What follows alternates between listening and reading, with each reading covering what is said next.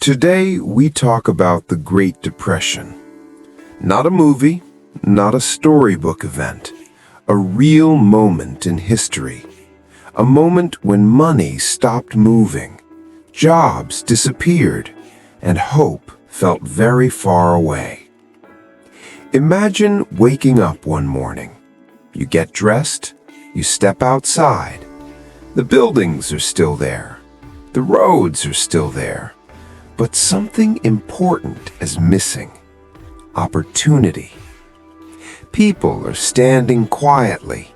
Shops are closed. Banks are locked. No shouting, no alarms, just silence. That silence is what the Great Depression felt like.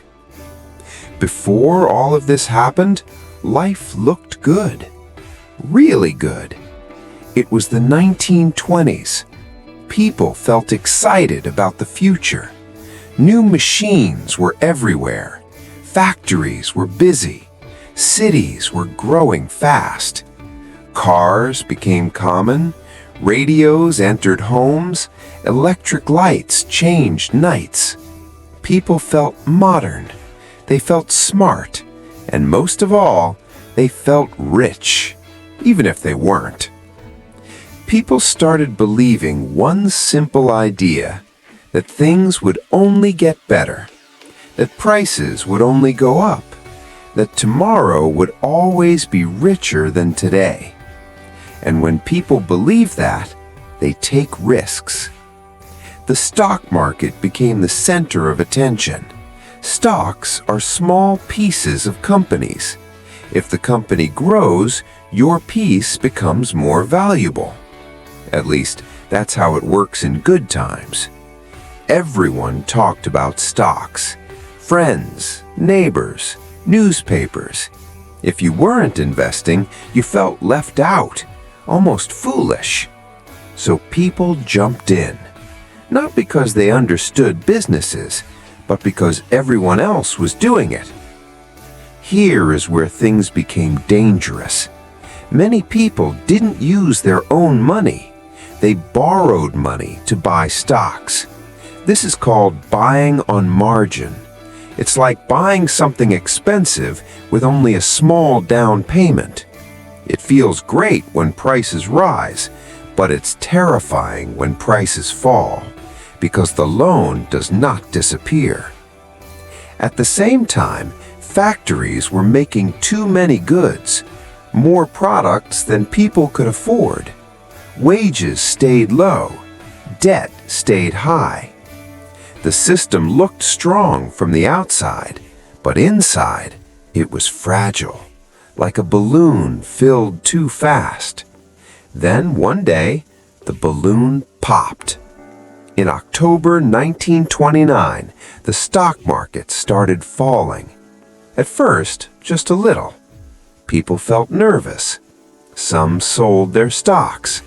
Prices dropped more. More people panicked. More selling happened. And suddenly, everything collapsed. One day became famous. October 29th, 1929. Black Tuesday. On this day, stock prices crashed. Fast. Hard. Without mercy. People watched their savings disappear. Money that took years to earn, gone in hours. Some lost a little, others lost everything. But the stock market crash was not the real disaster. It was just the first crack. Banks had invested money in the market. When stocks fell, banks lost money. A lot of money. Too much money. So banks started failing. Thousands of them. People rushed to banks. They wanted their savings, but the money wasn't there. There was no insurance, no protection. If your bank failed, your money was gone, forever. Fear spread quickly. When people are scared, they stop spending. When spending stops, businesses suffer. When businesses suffer, workers are fired. And that is exactly what happened. Factories closed, stores shut down, offices locked their doors. Millions lost their jobs. Imagine a town where 1 out of every 4 people is unemployed. That was reality. Parents stayed home, children watched, families worried. People lost homes, farmers lost land. Some had food, many did not. Bread lines appeared, soup kitchens opened. People stood quietly, waiting, not because they were lazy, but because the system failed them. Days turned into months, months turned into years, and nothing seemed to improve. The Depression did not stay in one country, it spread. Trade slowed. Countries tried to protect themselves. They raised taxes on imports. They closed doors. Instead of helping, they made things worse. In Europe, things became very serious. Germany suffered deeply. Savings vanished. Jobs disappeared. Anger grew. Desperation grew. Economic pain turned into political chaos. History changed direction. By the early 1930s, people had lost trust. Trust in banks, trust in markets, trust in the system itself. Something had to change. A new president arrived, Franklin Roosevelt. He promised action, not waiting, not hoping, action. The government stepped in. Big projects started. Roads were built. Bridges were constructed. Dams were created. Parks were opened. Millions were given work, not because markets fixed themselves, but because help arrived. Banks were reformed. Rules were added. For the first time, savings were protected. If a bank failed, your money was safe. This changed everything. Slowly, confidence returned. Not quickly, not easily, but steadily. The Depression did not end overnight.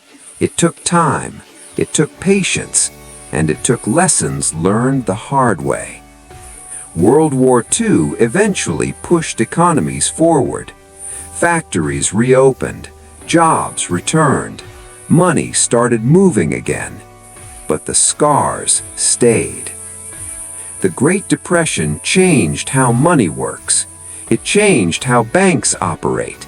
It changed how governments respond to a crisis. So what should we learn from this? Markets are emotional.